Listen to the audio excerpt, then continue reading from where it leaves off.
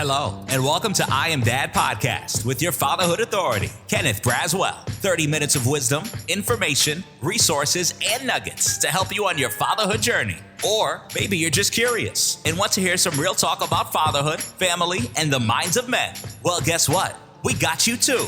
Sit back, grab your pad and pen, and maybe even bring a little something to sip on.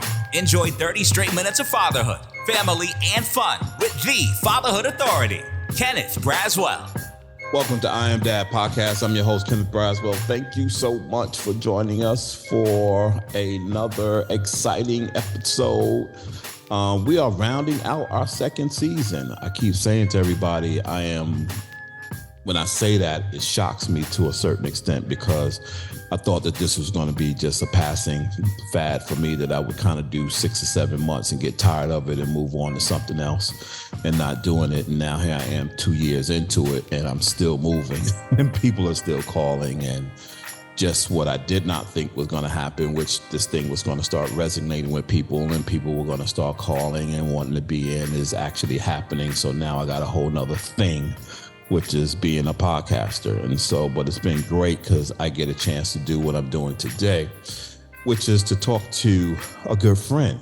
And a colleague, someone who I've watched start her own calling, who I've seen, mature and grow and expand and impact and see her passion and all those kinds of things, which has really been cool. I haven't been able to see it up front and close since I've moved to Atlanta, but she don't know I'm a low-level stalker of people who I love to watch.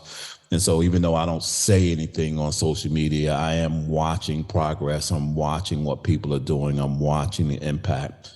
And so the person I'm introducing you to today is my good friend, Lisa Good. She is a transformative figure in addressing trauma, grief, loss, all resulting from violent exposure. Lisa's academic journey began with a Bachelor's of Science degree at Skidmore College and continued as she earned her Master of Social Work degree from the State University of New York at Albany. Currently, she's expanding. You might already have this. Your resume not be up to, but I'm sure I would know if you were Dr. Lisa Good now. We're going to call you Dr. Lisa anyway, just to be prophetic in that way. And so if you have kind of slacked off, this should encourage you to pick it back up. But with over 2 decades of experience in addiction services, former director roles at SNUG and the Homer Perkins Center, Lisa's professional life is a testament to her dedication to societal betterment. Her volunteer roles as a HIV educator, crime victim, sexual assault, crisis counselor, and community activist further reflect her unwavering commitment to activism and support. How you doing, my friend? I am well today. Let's be well every day, right? Yes. Let's be That's well. the goal. That's the goal. But it's the dual nature of the work that sometimes it can kind of chip away at your wellness. Absolutely. Self-care, which is probably something I have to bring you back on. Several people, I probably will have to do kind of a group interview, just talking to several people who I know and follow each and every day. Some of them I'm in contact more often than others, but we often are always talking about, like, where do we fall in the space of us helping everybody else? Like, when do we take time to help ourselves? Because for us, life still happens, right? We still wake up every morning with this God-given calling to, like, save whatever corner of the earth that God has given us to save, and trying to figure out what about this corner over here, because that's a significant corner. My husband, my wife, my children, my family, my neighbors, those kinds of things. But I'm so glad to talk to you today because you often come to mind as I'm doing my work and I'm dealing with fathers and I'm dealing with families, and I'm in a city where violence and crime is at an all-time high, like most urban centers around the country, and even in smaller cities like Albany and Schenectady and Troy, still dealing with this element of don't even want to call it crime. It's just, I don't even want to call it dysfunction, but this element of something that we have to fix and we have to do something about. And in your special area, I was reminded this morning, Lisa, as I was going back through my records, I pulled up the flyer of the event that we did in Albany, where we were talking about grief and violence, and kind of really putting some light for me on how this relates to fathers. And so talk to me a little bit, but before I do that, with all of my guests, because we are a fatherhood podcast, I have my guests start off with telling me their fatherhood story or their daddy story. So what's your daddy story? So my daddy story is, first of all, thank God my dad is still alive. And so for me, growing up, I was blessed to have an amazing stepdad. My parents divorced when I was very, very young. And my stepdad came into my life probably when I was about 6 or 7. And what I was privileged to witness is that he and my dad developed their own relationship. And so I had a relationship with both my dad and my stepdad, and neither one were threatened by the other, right? And so I had that whole experience of having two men who cared for me and loved me in very different ways, but were present in my life. And so, you know, when my stepdad died in 1989, suddenly, you know, in that context, I realized that one, even though still had my dad, that my stepdad, it was just such a devastating loss, right? And it overshadowed, it was just a crushing loss. I don't know how to describe it. Although I was an adult, a young adult, I had my own family.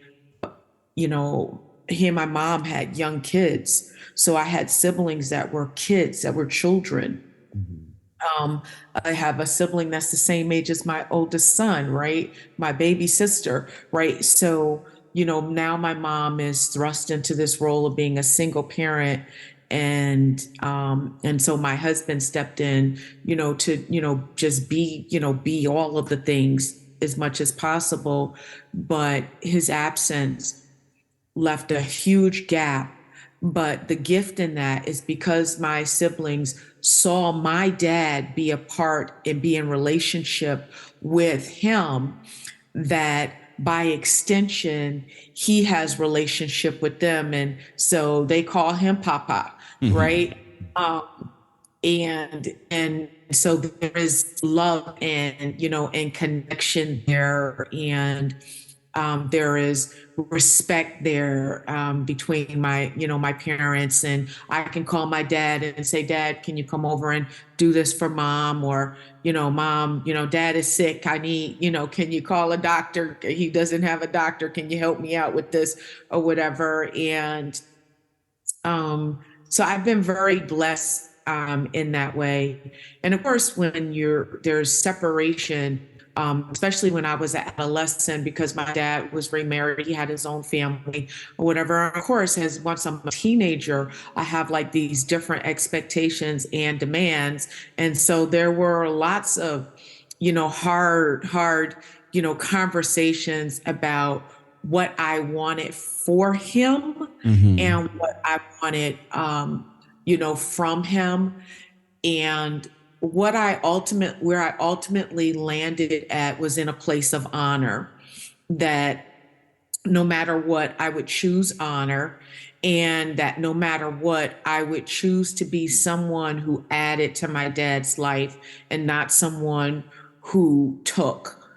And also being willing to receive. And so, for instance, my dad is an amazing cook, an amazing, you know, carpenter, handyman. So anything around my house that I'd be like, you know, September would be our time together. That's daddy do list. Yeah, Dad, the windows covered, I need, you know, whatever thing I'm imagining, he's going to come over and like, okay, Dad, we got to do this. We got to do that. We got to do this. You got to do that.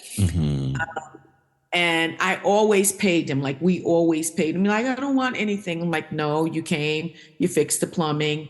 No, you came, give me the estimate for this, And it was because I always wanted to, not be someone who took advantage of his heart and his talent and his craft. And Mhm. now he's in a season of his life where he really can't move like he was moving. And so I see some of the frailties creeping in, but he's sharp, he's healthy, for a man his age. And I get to hold him in a different sort of way. Mhm. And um, and so it's different to see how our relationship is changing in light of his aging process and the different things that he needs, and how he just kind of lets me be the boss. Um it's just more, um it's more of a peaceful sort of cherishing. Nice. Yeah, we was talking to someone and they were talking about adoption. So this person was an adopted child. And he said that he didn't even know that he didn't understand the whole notion of adoption until he was like 35 years old. And it wasn't because he didn't know about adoption. It is because his family never framed his presence in their lives as an adopted child.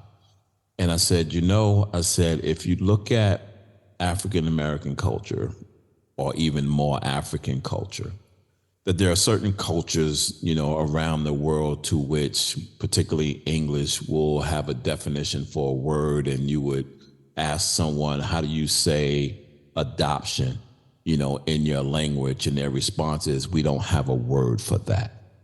Right. And then you have to ask the question, why don't you have a word for that? Because there's no concept of that in the same way that you see it. Like the village is the village. Like there's no term to define how we bring people into our lives. They just are who they are in the village. And we honor them for being who they are in the village without these labels that we put on them. Because the minute we put a label on someone, we have an expectation for them to meet that prescribed label that we put on. So as you talk about both your stepdad and your dad, it reminds me of when we're talking to these dads where we say, listen, like ultimately we know what you want. You want to be useful, right? You want to be in your child's life and you want to be useful. And so that's why he will say, I don't want to get paid because you're paying me, but you don't know you're paying me because all I need to know is that I'm useful, right? And I may not know how to play this role that society wants me to play, but as long as I'm useful, I'm at least doing what I'm being asked to do. And I think that's where we struggle. And so, purpose and calling has a lot to do with that, which is why I'm so interested in hearing like why and what was the inspiration for creating Urban Grief. So urban grief literally is a call from God. Like literally, I was minding my business, delivering newspapers, trying to earn extra money to pay that LaSalle Institute tuition for my son. And um, what was going through my heart was that, you know, at that time, recently, there had been 3 homicides of young people back to back in 2001 in Albany. And so, of course, people were in an uproar. And and I remember attending those funerals. I attended 2 out of the 3 services. And I what struck me was that, you had all of these young people, especially for one of the funerals. It was a young girl, young woman.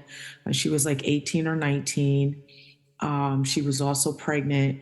And I just remember, sitting in the church, and surrounded by all these young people, and I'm trying to comfort this one, trying to comfort that one. And then I remember them so vividly rolling the casket out of the church and the kid just laying on it. And they get outside and all of the people disperse, and you have all of these young people, you have all these people that are just there while community adults, leaders left. And I thought, something is wrong here, right? But at this moment, I'm trying to just touch as many, as I can. And then I went to the next funeral, and it wasn't, the pain was there, but the outward expression wasn't in that same way, because there were young men and young boys, and they weren't as expressive. They were stunned. So they were still in a way. And I came out of the church and everyone left, and I saw them just stand around, and uncertain about where they would go or what they would do next. And so, when I saw that, when I witnessed that, I mean, first of all, working in addiction is all about loss. That's number one. And when I came into the field of addiction, HIV and AIDS was the thing that was really at the top of the list, that was taking out a lot of people. And so I came into that work having to quickly grasp a deep understanding of all of the layers around loss, specifically losses that were stigmatized, right? And then combining that with addiction and looking at losses that are ambiguous in nature, right? Or self-inflicted losses, which then causes people to question their right to grieve.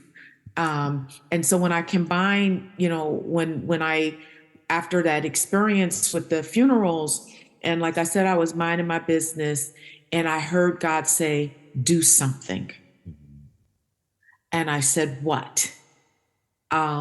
And that's where it started from. And I said, well, I don't have the expertise, kind of like, Moses. I'm like, I don't have the expertise. Start stuttering.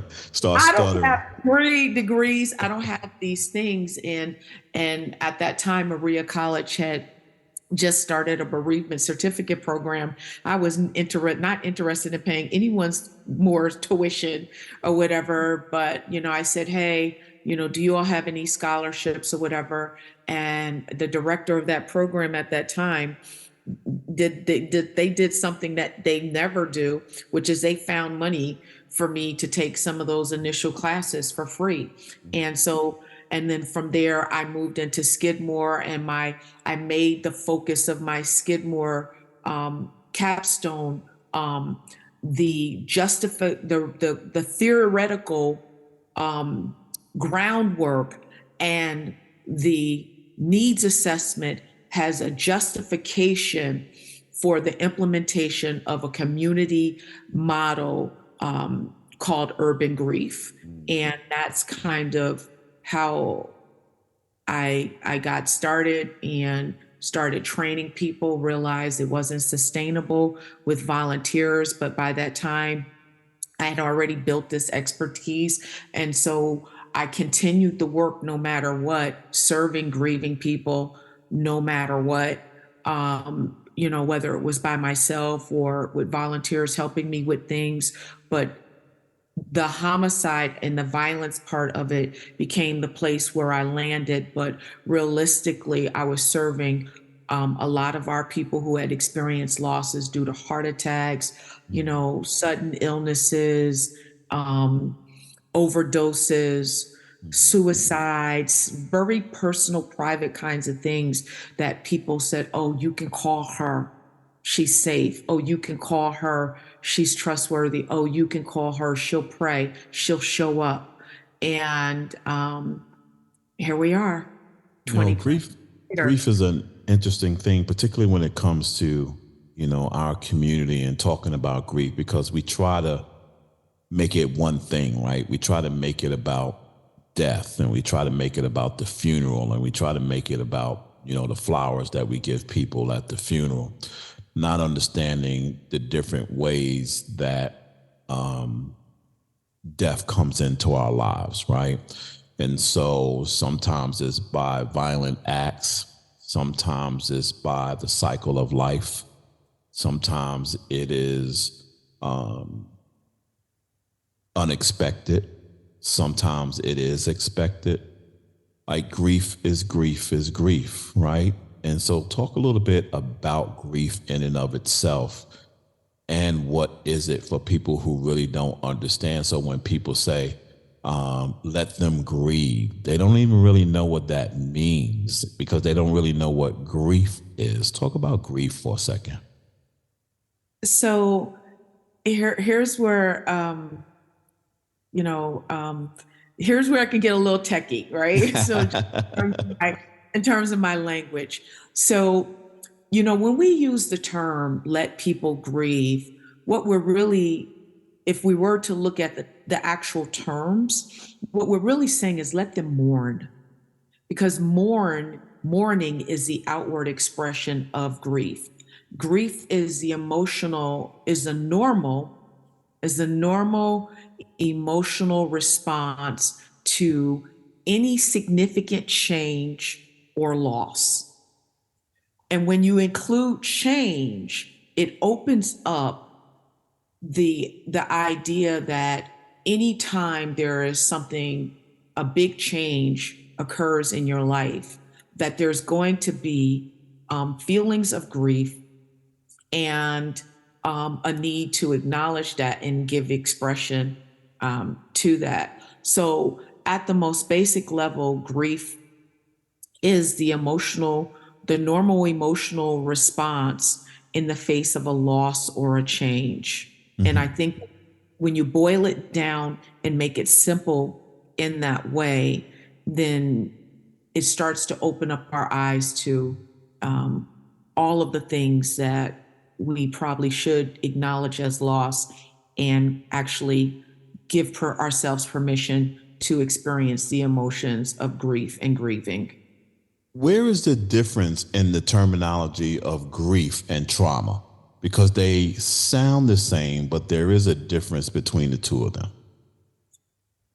So, when here's the thing, trauma produces grief, right? Because trauma, you rarely experience traumatic events or situations where you don't also experience accompanying sense of loss. And so like you raised the question in terms of like medical, right? If people experience, something, a medical diagnosis, right? When you get the big C diagnosis, that is traumatic. Right. That is traumatic. And in that moment, as you go through the process of working with doctors and treatment planning and all of those things, you experience a lot of losses along the way. And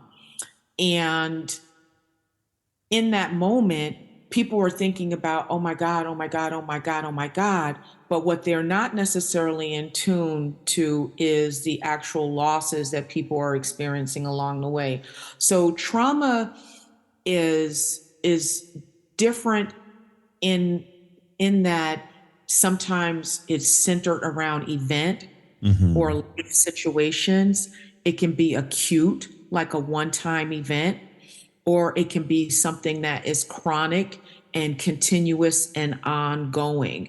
And for most of our folks, what we are exposed to are continuous and chronic, ongoing types of stressful, extremely stressful and traumatic events that overwhelm our normal sense of coping. And we all have a baseline in our bodies, in our minds, in our spirits for how we cope. We all have our go-to coping. But what makes trauma or traumatic situations and events a little bit different is that it overwhelms our normal way of coping. And once you hit that spot, that's where people start to try to, are dealing with a lot of stress related symptoms. That's when people are dealing with a lot of maybe, emotional and maybe cognitive and mental kinds of things. And so grief is very similar, is that when you line them up at the acute phase, they look similar in terms of how they affect the stress response in the body. But the difference is that if it's an acute event, you can regain your stability and build your coping skills, right? You can build out through your support, right? You can regain some stability and that kind of thing to mitigate and offset, the impact of the trauma that you've experienced. With grief, it's a little bit different because the experience of the loss, especially when it's death, the experience of the loss, it evolves with you as you evolve. And so the chronic aspect of grieving can take a toll on you in a different kind of way. And when you add in traumatic elements, it exasperates grief. So grief can exasperate the traumatic elements of a situation, and trauma can exasperate the grief experienced in a situation. And for most of our people, particularly if we focused in on men, they're both at the intersections of both all the time, especially as Black people. We're always at the intersection. And so you have this unrelenting experience of toggling between living with trauma and grief, because trauma produces grief. And oftentimes the things that you are grieving are connected to things that have been traumatic. So there's a lot of intertwining. Yeah. Thanks for being techie, because that is kind of where I want to go, because I think we have to slow down sometimes so that people can really kind of understand at the core what's impacting them, because we kind of do use these broad terms and people don't really know what they mean, and they use them to describe emotions and feelings and situations, not really clearly understanding what you're saying, and therefore you don't really understand what's happening to you.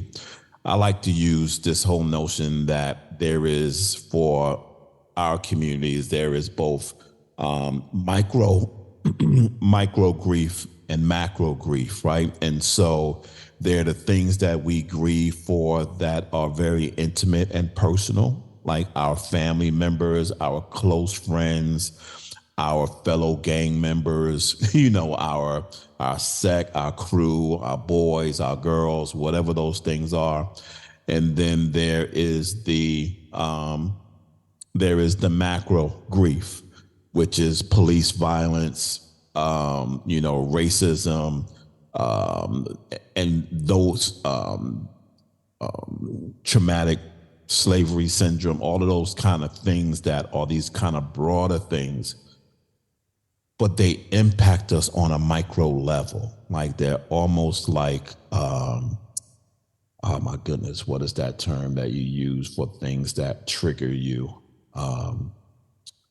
It's a medical term. It'll come to me. But anyway, when something happens or you're watching something on, which is why I don't watch the news, because the news triggers me, right? And the news triggers me in ways that I see something occur, and then it attaches to me, particularly as someone who's in this work and trying to figure out, how does my work help remedy what I'm seeing on TV so that does not occur as much as it should? So when we are looking at, the things that are somewhat macro, the things that are happening in our communities, watching. One of the things I remember, Lisa, I don't know if you remember this, I watch things this way and I look for these kind of things. When Mike Brown was murdered in, believe it was St. Louis, hopefully I have the right one because there's so many of them, but I believe it was Mike, in Ferguson, that was Mike Brown. And so on the night of his, I don't think it was the night of his death, I think it was when the rioting began. And so there were two scenes that they showed. And this is kind of where I'm going now with respect to what does this look like specifically for men and men who are dads, right? And so the one scene, they were focused on Mike's biological mom, and they were at the podium and they were doing a press conference. And his mother was speaking about what was happening. But his biological father was in the background. He was in the back row. He was behind them. And his face was stoic. To your point, he's there, he's feeling something, he doesn't know how to express it. They're not giving him a space to express, not even recognizing that here is a parent who is as equal parent in the back, grieving in a way now that no one is recognizing, and he has to go off and figure out what to do with this.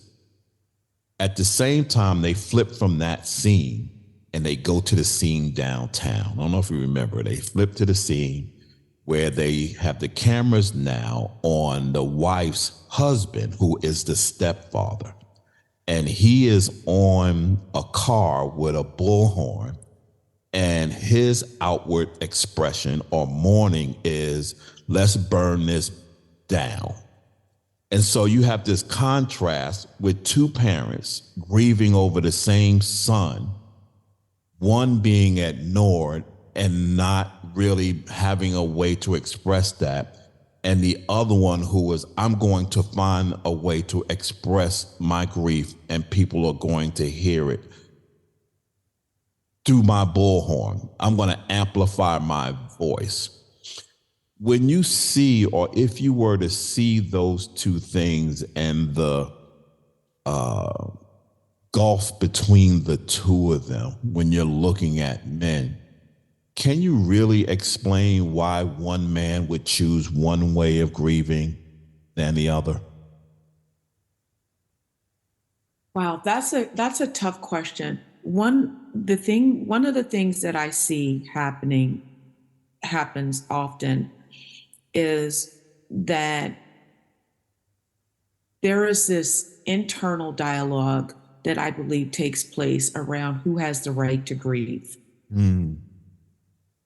And so oftentimes biological fathers are sometimes in the background, and they're in the background because of relationship dynamics between them and the mother and the stepfather or the other man.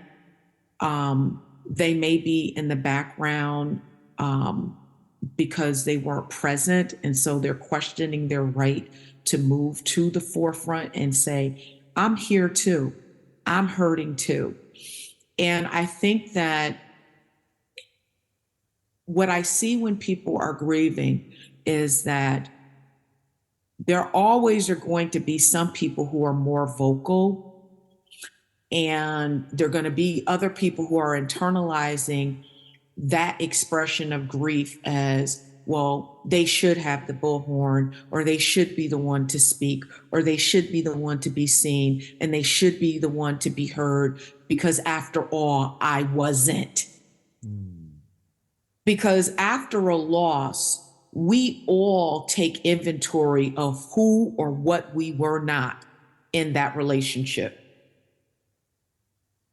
Every relationship. Like there's always this internal inventory taking of who was I in this relationship? Was I enough? Did I show up in a way that was meaningful? And we all do it. But I think, and with that, whatever your conclusion is, that influences how you show up. Because even while you're taking that inventory, people around you are also taking that same inventory, and they're coming up with their own judgments and their own conclusions. And so oftentimes there's not really an effort or an intention to think about how do we create and bridge in these moments so that all of the people who are experiencing the loss in their different respective roles can receive a recognition, acknowledgement of their pain, their loss, and also an opportunity to have space to acknowledge what that loss was. And the silence comes because of shame. The silence comes because of judgment. The silence comes because of, guilt. The silence comes because of fear. Because if I speak out and say, this is my child, and I feel some kind of way that they are gone, they don't know who's going to slam them. Right. Right. And you don't know what other relationship things might be exposed. Now, versus the person who is very vocal and expressive, one of the things that I see happens often for Black men is that their expression of grief gets criminalized. And it gets judged in a different way. And so one, we don't know what led up, what were the lead ups in that moment, that we don't know who has the voice in the ear of those individuals. And we don't know what information they're being given, right? And all of those things play a part in how people outwardly express and what they choose to say in that moment. But here it is. If we are focused on grief and if we are focused on healing, then we have to be just as attuned to that expression without judgment as we need to be to this expression without judgment, because they're both expressions. And I don't think that we do that because people are caught up, in the moment. Now, here in terms of media sound bites, when you see things on the national landscape and who gets spotlighted, oftentimes the media does not do their due diligence in a rush to, put somebody front and center. They don't always do their due diligence. And so many times, because of how our relationships form in our community, kinship relationships, adopted relationships, surrogate relationships, that's my daddy I picked, that's my daddy who showed up, that's my, right? All of these different dynamics. Sometimes the media, in their rush to put out a soundbite, they don't always do their due diligence, and they don't think about the long-term harm that they can do by not taking this moment to bridge and make sure that all of the voices who want or need to be heard are centered. Wow. And so that actually, those kinds of experiences afterwards actually drive further division if there's no intention around healing and bringing men together, especially men. You, like I, pay close attention to the adverse childhood experiences, ACEs. There are times that I believe that the ACEs are not entirely culturally competent, where they don't recognize cultural traumas for us as Black people in America. Let's just be clear about who I'm talking about. And so for fathers, there are two ACEs in there. One that speaks to incarceration, and the other one that speaks to separated parents. But to me, those ACEs need to be expanded into spaces where they are specifically looking at things like fatherlessness as an ACE, as an adverse childhood experience, not having access to your father. Mm-hmm. Historical traumas has to be part of what we are looking at, not so much to speak to the fact that slavery has an impact on our children, but the impact on slavery on our society has an impact on our children from a racial point of view. When you look at the ACEs as it relates to grief and trauma, particularly for Black communities and in the space of this violence, are they adequately reflecting the trauma that we are uniquely experiencing? Or should we just be broadening the conversations of some of the existing ACEs? So, the first thing is that the ACEs study was done with primarily white, middle-class, college-educated white people. And so my take on the ACEs from the time I started, including it in the work that I did, which was while I was doing addiction work, back in 2007, was that if this was the outcome for this group of people who had health insurance, who had college education, who had resources and income, right? If these were the outcomes for these folks who had all of the privilege of social buffers and advantages that come with skin privilege, that come with education and medical access and all of the things, that if this was the outcome for those folks, then what are the implications for all of our folks who don't have any of those buffers, who experience higher rates of poverty, higher rates of incarceration, higher rates of addiction, higher rates of death? What were the outcomes and the implications for our folks? And so what I've seen is that we know that the implications are there, right? And you factor in historical trauma and those collective experiences. And so fortunately, there is some work that has been done to kind of highlight and say, wait a second, the starting point for us is different because of historical trauma, right? And that even when we talk about trauma in and of itself, the trauma that we're dealing with, not only does it have this historical context, but it also has it's complex trauma, because we are not just dealing with the trauma that comes in those domains that they looked at, but we're also dealing with the systemic trauma that comes from racism, that comes from discrimination, that comes from health disparities, that comes from,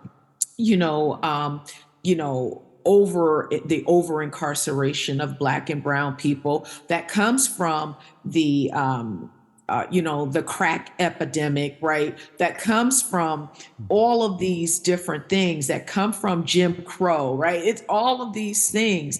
And so we have a different baseline to begin with. And so if this is the outcome for this group of people, and they have all of these, social buffers and advantages, then the implications and the impact of adverse experiences for Black people is just unimaginable. There was a Philadelphia study of ACEs and they looked at Philadelphia. It's called the Philadelphia ACE study, I believe. And what they did was they incorporated some of these other elements. They incorporated racism and discrimination. They incorporated foster care, I believe. They incorporated community violence, like how safe do you feel in your neighborhood with discrimination? Do you feel and believe that you've had experiences of discrimination because of your race or ethnicity? And so, that I think it's called the expanded ACEs study, but so there is a study that kind of looked at that in terms of the expanding the conversation to include some of these other elements.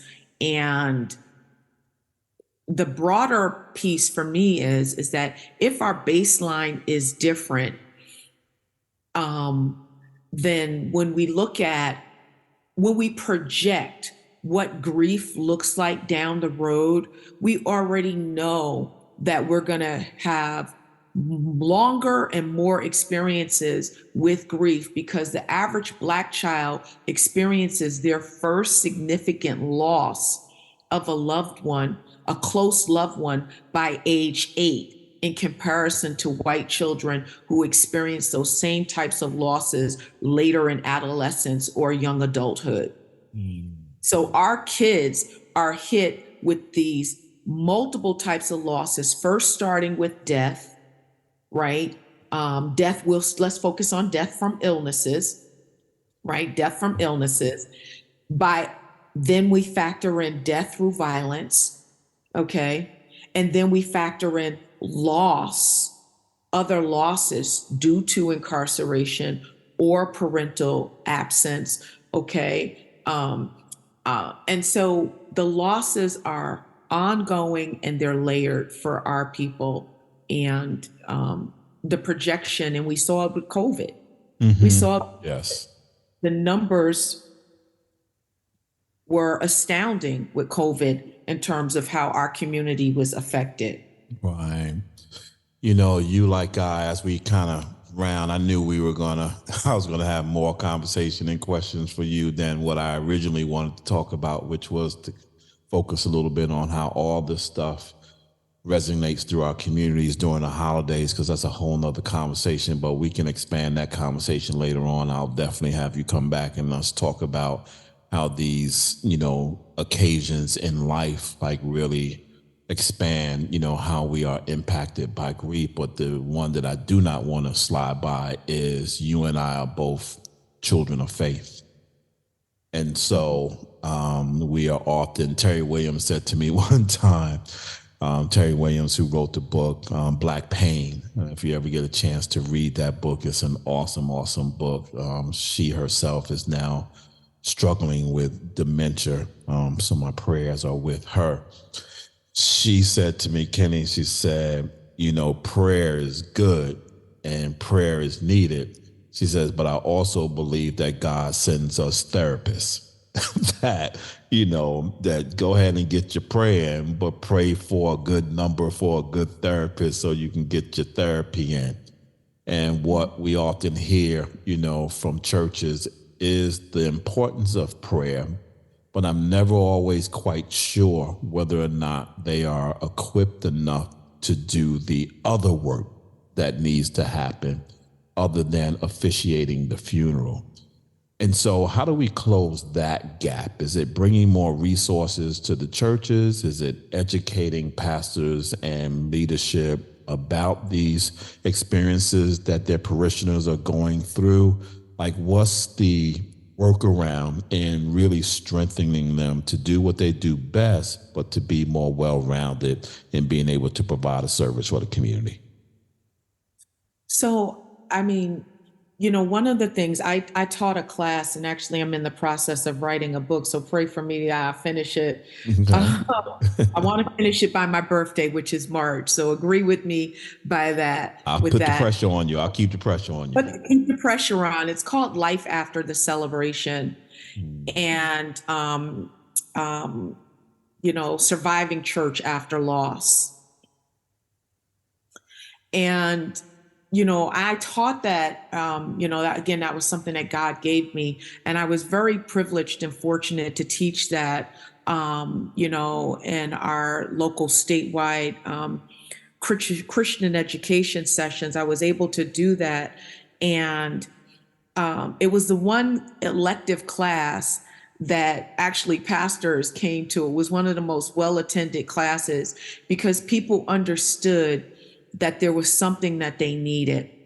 Now, in doing those classes and doing workshops, at churches, what I learned is that I came in to present information, but once I presented the information, it opened up an opportunity for them to heal. And so going forward, I started to build that piece in, is that I'm going to present this information, but I want you to eat first. And we're going to go wherever God takes that, because I know that if you receive your healing and breakthrough and clarity around this for yourself, that in and of itself will position you better to receive the next part of instructions that I'll give. And so I think that pastors and leaders in ministries experience their own personal losses, but they also experience losses related to ministry in the form of friendships and in the form of people who they build with, who then leave them in some under good circumstances, some under not so good circumstances. But they bring to the work or the role all of these layers of losses, and without safe and confidential spaces to be able to actually hash that out and process that. And so what I see with people in general, not just people of faith as a whole, is they think that because I went through it and handled it this way, and I got through it and I'm okay, that's the same way that you ought to handle it and get through it. Right. And that's not accurate. And so I think that for ministries, there needs to be an openness and a willingness to actually create safe space without rushing people through their grieving experiences. My babies, one of my youngest sisters died, and suddenly in June of 2021, and overdose, suicide, whatever you want to call it. And I remember,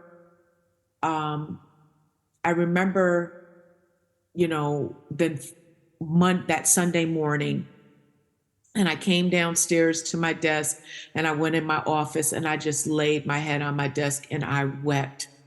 And I began to play Tasha Cobb's "You Know My Name." And just earlier in the month during worship, I had this experience with God where he was asking for another level of yes. And I was just crying and I was crying. And then I was like, okay, yes, yes, yes, yes, yes. And on that Sunday morning, as I walked to my office, I said, Lord, I don't know if I can do this. He said, but you already told me yes. Yes, I'll go through, right? And so in that moment, I had a decision to make about how was I going to position my faith around a situation that I had been praying and fasting about for months, faithfully. And the outcome was this. And any other time when the outcome could have been that, God gave me a warning, and I was able to stop what I was doing and travail and intercede on behalf of my sister. And this time I ain't get no warning. I ain't get a chance to interrupt and bombard heaven with my request to preserve her life. And so I had a decision to make. And I made a decision that, one, I was just going to go wherever it took me and trust God. And that's what I did. And so my worship was ugly. It was unorthodox. It was uncomfortable for the people who were sitting next to me. But I was fighting for my life, my emotional life, and the emotional and mental and spiritual well-being of my mom, my nieces, my other siblings. And it helped. It got me through. And I was not open to what other people had to say. And I think that we have to be comfortable as people of faith, which is giving full expression to where it is that we are at. When you read Joshua 1:9, God says to Joshua, Moses, my servant, is dead. That's at the beginning of Joshua. Joshua knew his servant was dead. But when you think about Joshua in the context of loss, that everybody that he had grew up with and left Egypt with was dead. Everybody. They all died off because only a certain portion of the generation could go in. So anybody that he called auntie, uncle, and all of them folk, them people was gone. Right. And he looked at all of these people who have been orphaned. They only know the wilderness. They don't remember some of the miracles because they wasn't born yet, some of them. Okay. It's only Caleb and Moses that he has left. And so when Moses dies, that's not just his leader dying, that is his father figure. That is his mentor. Okay. That is his granddaddy, because Moses was over 80 when, this was multiple, this was an intergenerational loss wrapped up in one person. And so I believe that when God said, be of good courage, he wasn't talking about the journey ahead, about going into the promised land. Yeah, that was a part of it. But I believe that he was speaking to the depth in the void that Joshua had in him, saying, listen, I got you so you can be of good courage. Because he says, be of good courage because I'm with you. With you. I'm the one who is sufficient enough to fill the depth of that void on the inside of you. And I think that when ministries grasp the depth of the void that exists within the people that they have, their approach will start to be different in the application of scripture and the invitation that we offer to the Holy Spirit to come in and fill up those empty spaces. And when you look at it that way, now you don't tread in the office of pastor, apostle, prophet, bishop, all that. You understand that this is sacred ground. It's sacred ground, and we tread accordingly, not with cliches, not with the misrepresentation of scripture used in the form of cliches, but we tread with humility, inviting the Holy Spirit to be our teacher so that we can embody the comfort that God has promised to his people in their time of loss. Yeah, and that's where it lands. I'm going to need you to finish your book because you just preached the mighty word and confirmed things that God has told me to do, and I've obeyed and shifted, and it actually now explains exactly why I'll be playing this portion of this video personally for me to continue to hear it so I can glean more from it. But about 3 years ago, in a similar moment with you where I was really felt like God was asking me to do more, and I was resisting because I was speaking to what I believe my capacity was. Like, there's no way I could do more. I'm feeling stretched. I'm feeling thin. I'm not feeling impactful. I'm not feeling like I'm resonating. Like, how can I possibly do more? And he was like, you are misinterpreting what I'm telling you to do, because you are worried about broadening, and what I'm trying to get you to do is deepening. Like, go deep, don't go broad. Stop worrying about the fruit. That's not your calling. Your calling is the root. I need you in the root. I need you establishing a different and stronger root. I will take care of the fruit. That's not something, and I believe when you talk about Moses, and now the extension into Joshua, that was the messaging for Moses. You are not responsible for the fruit. You are responsible for the root. You are responsible for digging deeper and going deeper. And for Joshua and Caleb to understand that the importance of going deep as opposed to going broad, it changes how you look at things, right? Because everything that is about broadening is above the surface where everybody can see. That's where you get your awards. That's where you get your accolades. That's where you get your likes. That's where you get all of those kinds of things. But that work under the grass, in the depths, in the dirt, in the roots, is a different kind of work, because no one sees that, and no one understands that you have to do that with a level of understanding light in the darkness, right? And so, yeah, we have to follow up on that. So listen, Minister Dr. Lisa Good, prophetically, tell everybody how they can get in touch with Urban Grief and how they can get in touch with you and find out more about your phenomenal work. So people can, of course, DM me at in my Instagram at Urban Grief. You can also reach me at Lisa at lisawgood.com. You know, if you are in need of grief coaching, grief recovery, a grief intensive, especially with the holidays coming up. You know, I'm going to be doing some individualized, grief intensives with people. It's worth the investment. I'm good at what I do. It's worth the investment. If you need support and services from Urban Grief, you can email us at info@urbangrief.org, and we'll see how we can work with you, work something out. But what I will say to you is that it is never too late to grieve. Wow. And some of you need to go back to losses that you said, oh, so much time has passed.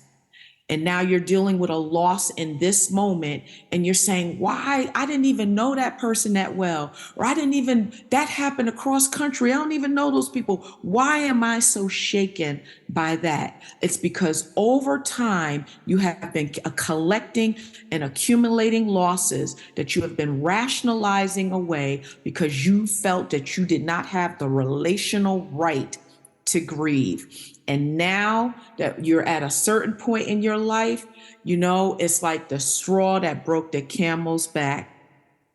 That's the place that you are in. And if you are in that place, I need you to hit me up, because you need to have a moment and a space to where you can look back and say, yes, 40 years ago, a baby died in our family and everything changed. And I miss that baby. I miss my kindergarten friend. I miss the boy's dad who lived next door, who took time with me and his son, and he died. He went away with no explanation. I miss my mother. She left and never came back for me because of the Great Migration. Listen, it's there. It's never too late to grieve. It will transform your life. It will transform your life. And many people are scared, but you don't have to do it alone.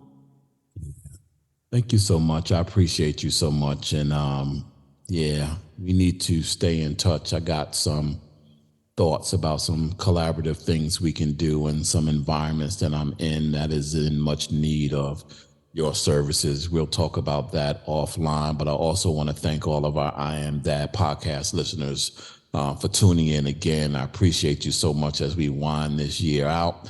You know how I always like to leave you. Always be kind to others as you are kind to yourself, or you might find yourself by yourself. Always shoot high for your goals, because even if you miss, you'll be amongst the stars. And as my mentor and good friend Art Mitchell and my buddy John Harris used to always say to me, it's nice to be important, but you know what? It's much more important to be nice. Until next Sunday, peace out. Peace. Thank you so much. Thank you so much for taking the time to spend with us. You've been listening to I Am Dad Podcast. We hope that you have been informed, encouraged you to think, or even inspired your heart for the love of dads. The conversation does not end here. Come back and join us next week. Same time, same place. Or you can continue the dialogue on our I Am Dad Facebook page. We also invite you to listen to past episodes, learn more about us, and keep up with special activities by visiting IamDadPodcast.com. That's IamDadPodcast.com. Until next time, I leave you with this reminder of manhood from 1 Corinthians chapter 13, verse 11. When I was a child, I spoke as a child. I understood as a child. I thought as a child. But when I became a man, I put away childish things. Because of this reminder, I will always understand that I am Dad, period.